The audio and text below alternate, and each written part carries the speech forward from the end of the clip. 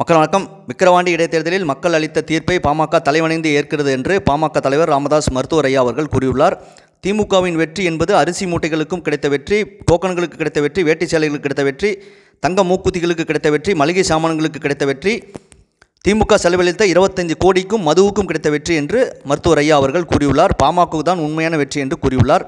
மருத்துவர் ராமதாஸ் ஐயா அவர்கள் அரசியலில் மூத்தவர், ஒன்று புரிந்து கொள்ள வேண்டும். நீங்கள் சாதிவாரி கணக்கெடுப்பை தொடர்ந்து வலியுறுத்தி வருகிறீர்கள் தமிழ்நாடு அரசிடம். ஆனால் மக்கள் இன்று சாதி மற்றும் மதத்தை பார்த்து வாக்களிப்பதில்லை. அவர்கள் ஓட்டுக்கு பணமும் காசும் கோட்டரும் கொடுக்கிறவர்கள் தான் வாக்களிக்கிறார்கள். ஆகவே நீங்கள் சாதிவாரி கணக்கெடுப்பு என்பதை வலியுறுத்துவதை நிறுத்திவிட்டு உண்மையாக தேசிய ஜனநாயக கூட்டணி பாஜகவுடன் இணைந்து திமுகவின் ஊழல் மற்றும் சட்டம் ஒழுங்கை மக்களிடம் எடுத்து கூறி 2026 தேர்தலில் திமுகவை ஆட்சியிலிருந்து அகற்ற மிகவும் கடுமையாக பாடுபட வேண்டும். அதுதான் தமிழ்நாட்டு மக்களுக்கும் நீங்கள் உங்கள் சாதி மக்களுக்கும் செய்யும் நன்மையாக இருக்கும். இதை பற்றி உங்கள் கருத்து என்ன என்பதை கமெண்ட் செய்யுங்கள். சேனலை ப்ளீஸ் சப்ஸ்கிரைப் அண்ட் ஷேர் செய்யுங்கள். நன்றி, வணக்கம், ஜெய்ஹிந்த்.